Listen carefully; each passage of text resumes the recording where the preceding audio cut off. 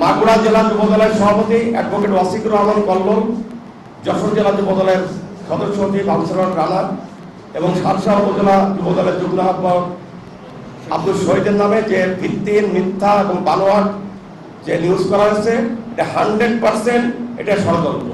আমি চ্যালেঞ্জ দিয়ে বলতে পারি, যশোর জেলা যুবদলের কোনো নেতাকর্মী কোনো অনৈতিক কর্মকাণ্ডের সঙ্গে জড়িত না। আমি চ্যালেঞ্জ করে দিলাম, যদি আপনারা কেউ প্রমাণ করতে পারেন যশোর জেলা যুবদলের কোনো স্তরের নেতাকর্মী কোনো অন্যায়, অবিচার এর সঙ্গে জড়িত আছে, আপনারা প্রমাণ দিলে তার বিরুদ্ধে সর্বোচ্চ সাংগঠনিক ব্যবস্থা হবে।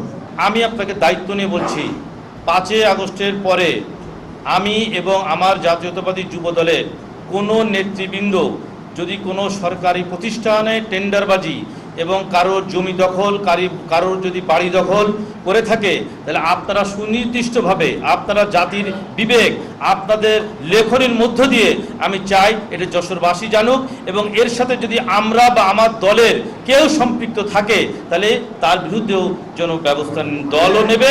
এবং আমি রাষ্ট্রীয়ভাবেও আমি অনুরোধ করব আমাদের এই বিরুদ্ধে ব্যবস্থা নেওয়ার জন্য। আমরা দায়িত্ব নেওয়ার পর যুবদলের সকল পর্যায়ে নেতাকর্মীকে ঐক্যবদ্ধ করেছি এবং তা ধরে রাখতে অব্যাহতভাবে কাজ করছি। কিন্তু একটি কুচক্রী মহল যুবদলের ঐক্য বিনষ্টের মাধ্যমে পুরো জেলা বিএনপিকে ক্ষতিগ্রস্ত করতে ষড়যন্ত্র চালাচ্ছে। প্রিয় সাংবাদিক বন্ধুগণ, সেই ষড়যন্ত্রের ধারাবাহিকতায় সম্প্রতি দৈনিক রূপালী বাংলাদেশ নামে একটি অখ্যাত গণমাধ্যমে যুবদলের বিভিন্ন পর্যায়ে নেতাকর্মীদের বিরুদ্ধে মাদক ও স্বর্ণ চোরাচালানের সাথে জড়িত নানা কাল্পনিক তথ্য সংবলিত খবর প্রকাশ করেছে। এছাড়া বিভিন্ন সময় সামাজিক গণমাধ্যমে ভুয়া অ্যাকাউন্ট ব্যবহার করে অপপ্রচার চালানো হচ্ছে, যা সম্পূর্ণ মিথ্যা, বানোয়াট ও ভিত্তিহীন। উক্ত বিষয়ের সাথে আমি বা যুবদলের কোনো পর্যায়ের কোনো নেতাকর্মী জড়িত নয়।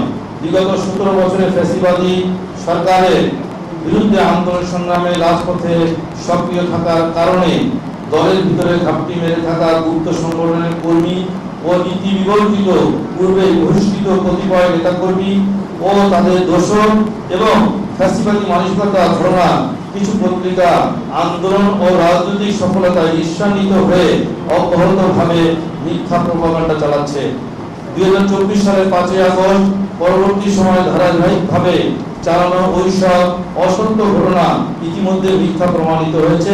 আপনারাও তদন্ত করলে তা সত্যতা পাবেন। প্রিয় কর্ম সৈনিক ভাইরা, যুবদলের গুরুত্বপূর্ণ দায়িত্ব থেকে এই ধরনের বিবর্তিত ঘটনার সাথে আমি বা আমরা যুক্ত হতে পারি না। আমরা কখনো যুবদলের নাম ব্যবহার করে আর্থিকভাবে লাভবান হয়নি, বরং আমি ও আমার সহকর্মী বৃন্দ দীর্ঘ 17 বছর আন্দোলন সংগ্রাম করার কারণে পরিকল্পিতভাবে নিকৃত এইসব মিথ্যা সংবাদ পরিবেশনের পরে সামাজিক ও মানসিকভাবে আমরা চরমভাবে ক্ষতিগ্রস্ত। দলের নিয়োজিত নেতাকর্মীরা হতাশাগ্রস্ত।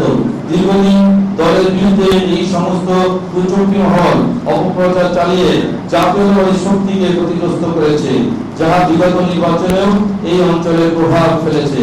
গণমাধ্যম বন্ধুগণ, এমত অবস্থায় আমরা দীর্ঘ 17 বছরের আন্দোলন সংগ্রামে রাজপথের একজন সম্মুখ সারির কর্মী হিসেবে বিগত দিনের আন্দোলনে ও রাজনৈতিক কর্মকাণ্ডে ভূমিকা বিবেচনা সাপেক্ষে আগামী দিনে সংগঠনকে আরো গতিশীল ও শক্তিশালী ভাবে গড়ে তুলতে আপনাদের একান্ত সহযোগিতা কামনা করছি।